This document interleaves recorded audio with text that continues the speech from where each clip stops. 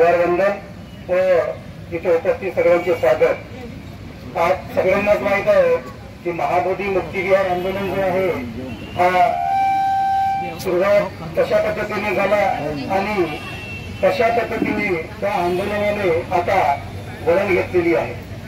आता प्रमुख मुद्दा जो आहे आंदोलनाचा, आज इथं कमी घेतल्याची संख्या ही पण का बरं आहे हे सुद्धा सगळ्याला ज्ञात आहे। कारण आंदोलन सुरुवात केलेलं आहे आकाशवाणी, त्यानंतर एक एक त्यामध्ये जुळत गेले आणि जुळत गेल्यानंतर ते आंदोलन विश्वव्यापी झाल्यानंतर जेव्हा मोठा आंदोलन विश्वव्यापी झाला त्या विश्वव्यापी आंदोलनामधूनच त्या विश्वव्यापी आंदोलनाचे दोन शाखे निर्माण झाले। एक समाजाचा घटक आणि एक पत्रकार म्हणून मी आपली भूमिका या ठिकाणी मांडत आहे। एक समाजाचा घटक म्हणून ट्रान्सपरन्सी पद्धतीनेच बोललो आणि पत्रकार म्हणून त्या पद्धतीचे पुरावे पण मी दिला। दोन आंदोलन सुरू एक पॅनलमध्ये झाले, त्याचे दोन कारवार झाले।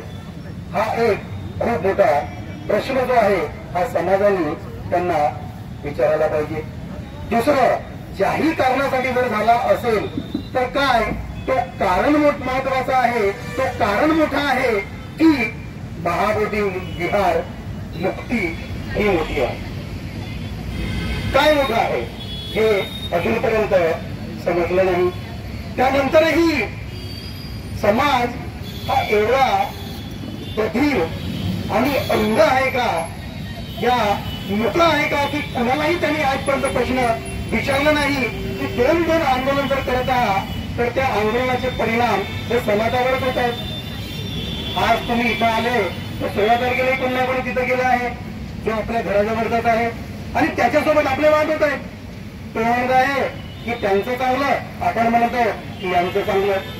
मग आंदोलन तर एकच आहे, मग एकत्रितरित्या का बरं होत नाही आहे हे अजूनपर्यंत आपल्या समाजाने विचारलं का बरं नाही आणि आयोजकांनी तसं आयोजन केलं का बरं नाही। हीच संकल्पना घेऊन 16 तारखेला दिनाचरणीचा कार्यक्रम होता। त्या ठिकाणी आंबेडकरवादी संघर्ष समितीच्या वतीने तिथं बॅनर झळकले, ते म्हणजे एकत्रीकरणाचे, की महाबोधी आंदोलन मुक्तीचा एकच आहे, प्रत्येक एकच आहे, मग वेगवेगळे का बरं। म्हणजे जसं राजकारणात झालं तसंच आता या महाबोधी आंदोलनाचं पण होत आहे। मग याचं शेवट काय होणार।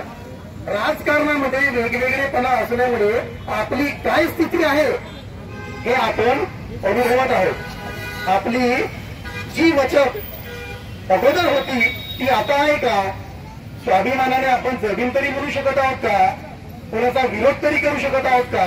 मग हे प्रसंग राजकारणामध्ये वेगवेगळे झाल्यामुळे निर्माण होत आहे, तर तीच परिस्थिती आता महाबोधी विहाराच्या मुक्ती आंदोलनामध्ये सुद्धा होत आहे। आंबेडकरवादी संघर्ष समितीने बॅनर झळकवले, त्यांनी, मी त्या समितीचा मीडिया प्रमुख आहोत, आम्हाला त्यांनी सरसकट म्हटलं की ये लामा के लोग है, लामा ने इनको पैसे दिया है इसलिए ये लोग विरोध कर रहे हैं विनाचारी का। मगर हमारा विनाचारी को विरोध नहीं है, हमारा लामा जी को विरोध नहीं है, हमारा विरोध ये है कि महाबोधी मुक्त विहार आप भी चाहते हो हम भी चाहते हो, तभी अलग अलग क्यों, अलग अलग क्यों। विनाचार्य जी ने टाइम निकाल के हमारे पास आए और उन्होंने स्टेटमेंट दिया कि पूरे मीडिया में प्रसारित किया है कि मैं तैयार हूं, जो कुछ भी हुआ मैं भूल जाऊंगा, मैं तैयार हूं, आप लेकिन लामा से पूछिए कि वो तैयार है क्या। तो ठीक है, हमने लामा जी से पूछा। दूसरे दिन लामा जी से कांटेक्ट किया, 1:30-2 बजे, दोपहर के 1:30 या 2 बजे लामा जी से हमारा संपर्क हुआ। लामा जी ने भी वही बात बोली कि हम भी वही चाहते हैं कि साथ में आंदोलन लड़ा जाए, कोई तो भी हमारे बीच में बिचौलिया है जो हमको अलग अलग करना चाहता है। लामा जी ने हमें एक वीडियो भेजे कि वहां पे उन्होंने सबको, सगळ्यांना त्यांनी एक निवेदन केलं की महू इथून आपली रॅली सुरू होत आहे, मशाल यात्रा, त्या ठिकाणी या सर्व आपण एकत्रित येऊ। पण आम्ही लामाजींना प्रश्न केला की लामाजी, वो तो तुम्ही तर सगळ्या उपस्थितांना म्हटलंय, सर्वांना म्हटलंय, पण आंदोलनाचे चेहरे फक्त दोन येत आहेत, लामाजी आणि विनाचार्यजी. तर विनाचार्यजीला स्पेशली एक व्हिडिओ तयार करून पाठवा ना आमच्याकडे. लामाजींनी 10 मिनिटांमध्ये तो व्हिडिओ आम्हाला पाठवला आणि त्या व्हिडिओ आम्ही मीडियावरती पब्लिश पण केला. त्यामध्ये लामाजींनी सरळ विनाचार्यजीचा नाव घेऊन म्हटलं आहे कि विनाचार्यजी ना मुझे आमदार बनना है, ना मंत्री बनना है, ना खासदार कुछ बनना है, उद्देश्य एक ही है कि मायावती बिहार मुक्त हो. तो विनाचार्यजी आपसे भी अनुरोध है कि मधु में आइए. एक ही मंच पे डॉक्टर बाबा साहब अम्बेडकर की जन्मभूमि है, इससे बड़ी जगह कोई दूसरी नहीं हो सकती. हम साथ में आंदोलन लड़ते हैं और हम एक साथ है ये सारी दुनिया को बताते हैं. आता आमचा विचार असा होता आंबेडकरवादी संघर्ष समितीचा की नागपूरमध्येच एकत्रीकरणाची सभा घ्यायची, पण त्यांनी महूचं नाव घेतल्यानंतर आम्ही त्यांना नाही म्हणू शकणार बंधूजी ठीक आहे, कारण महू हा बाबासाहेब आंबेडकरांचा जन्मस्थळ आहे. सेम रिप्लाय तो व्हिडिओ आम्ही विनाचार्यजींना पाठवला कि आपने बोला था विनाचार्य जी नागपुर में कि मैं तैयार हूं, आप लामा जी से पूछे वो आएंगे कि नहीं आएंगे. हमने तो बहुत कोशिश की है, पण प्रश्न हा उपस्थित होतो आहे की ते म्हणतात की आम्ही खूप प्रयत्न केलं, त्या प्रयत्नाचं काहीतरी त्यांनी पब्लिश केलं का, पुरावा दिलं का, आणि त्यांच्या शब्दावर त्यांच्या मागे मेंढरासारखे जाणाऱ्यांनी त्यांना कधी विचारलं का की तिथं काही पुरावा आहे का की तुम्ही एकत्रीकरणाबद्दल त्यांना कधी बोलून आम्ही मीडियामध्ये पब्लिश केलं. यांनी जो व्हिडिओ आम्हाला पाठवला तो विनाचार्यजींना पाठवला, त्यांनी त्याच्यावरती रिप्लाय काय दिला, साथ में लढेंगे तो जीतेंगे. म्हणजे त्यांनी होकार दर्शवला आणि ती गोष्ट पत्रकार परिषद घेऊन सगळ्या पत्रकारांसमोर पब्लिश केली. ती लामांजींचा नाटक होता, त्यांनी समर्थनाचा व्हिडिओ पाठवला आणि त्यांनी विनंती पण निमंत्रण केलं. आता विनाचार्यची बाजू आहे ते काय करतात, मग त्यांना आम्ही मेसेज केलं की विनाचार्यजी आपका कोई व्हिडिओ आहे नाही, आप जा रहे हो की नाही जा रहे हो.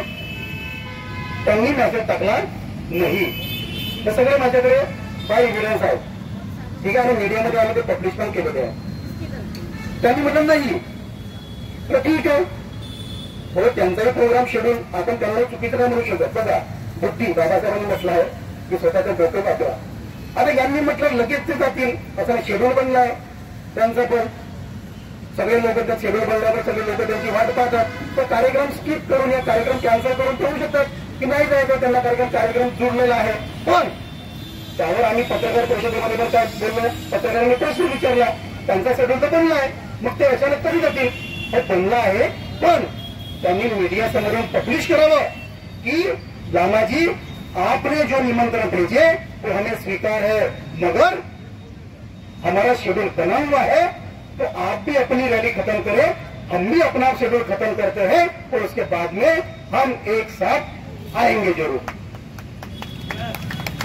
मग त्यांनी पब्लिश का बरं नाही केलं, मला आम्ही त्यांना मेसेज टाकला की ऐसा भेजो, उन्होंने ओके करके पाठवला मला, पण ओके होऊन 2 दिवस झाले, अजूनपर्यंत त्यांचा रिप्लाय या एकही व्हिडिओ मीडियासमोर आला नाही. हालाकी त्यांच्या प्रत्येक धम्मध्वज रॅलीचे व्हिडिओ हे मीडियाच्या माध्यमातून येतात.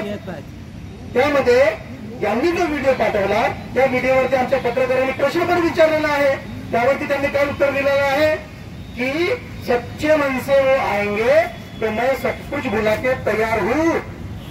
पण ना त्या पत्रकाराने परत असा प्रश्न नाही विचारला कि बंदे जी तैयार हो, मगर कब जाने वाले हो, आप बताइए मीडिया के सामने, आप भी तैयार हो, वो भी तैयार हो, लेकिन डिसाइड तो करो कि कब जाने वाले हो.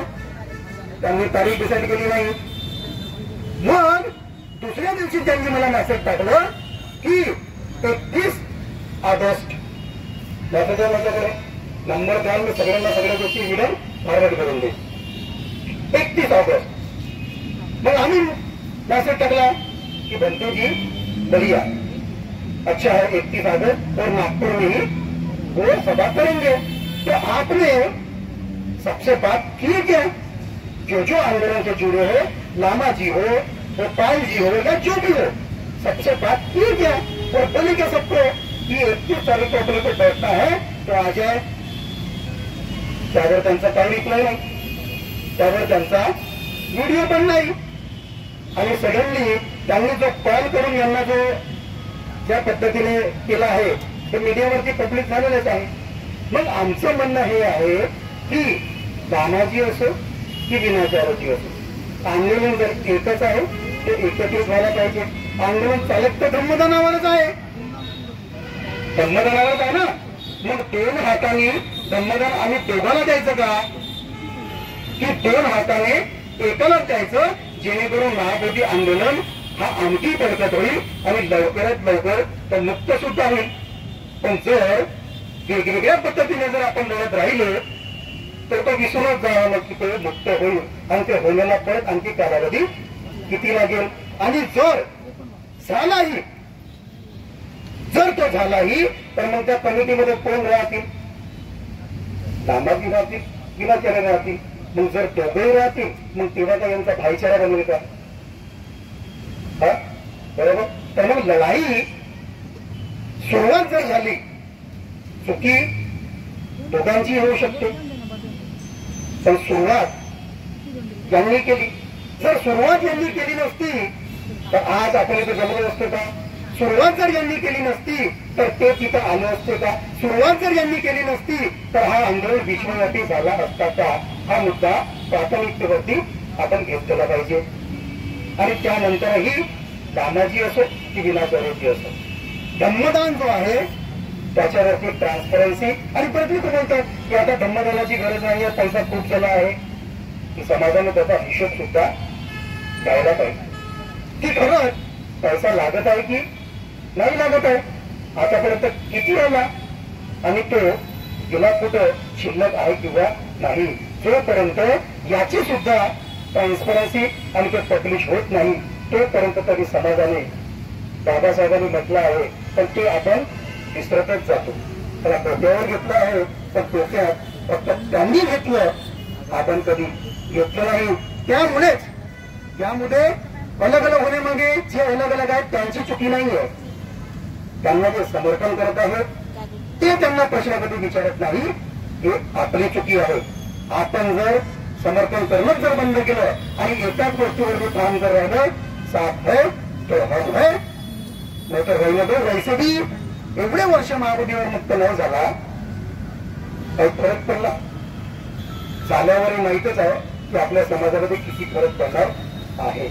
आता एक आंबेडकरी बुद्धिजम सांगतात आणि दुसरं ट्रेडिशनल बुद्धिजम सांगतात. आता जे आंबेडकरी बुद्धिजम सांगतात त्यांनी कधी त्यांच्या घरामध्ये सर्वे करावं की ते आंबेडकरा व्यतिरिक्त किती किती लोकांच्या पाया पडतात, हे प्रत्येकाला माहित आहे. बसण्यापैकी कोणाला कोणी असेलच, मी असू शकतो, तुम्ही असू शकता, पण दाखवण्यासाठी आंबेडकर आणि तिकडे गेल्यानंतर सगळे चालतात. जी कमर वाचली तर दुसरेपर्यंत उठत नाही. तर या आजच्या प्रसंगी मी एवढं सांगू इच्छितो की एकत्र आंदोलन जर होत आहे तरच तो बळकट होऊ शकतो आहे. आणि त्याकरता आजही आंबेडकरवादी संघर्ष समिती ही तयार करायला तयार आहे.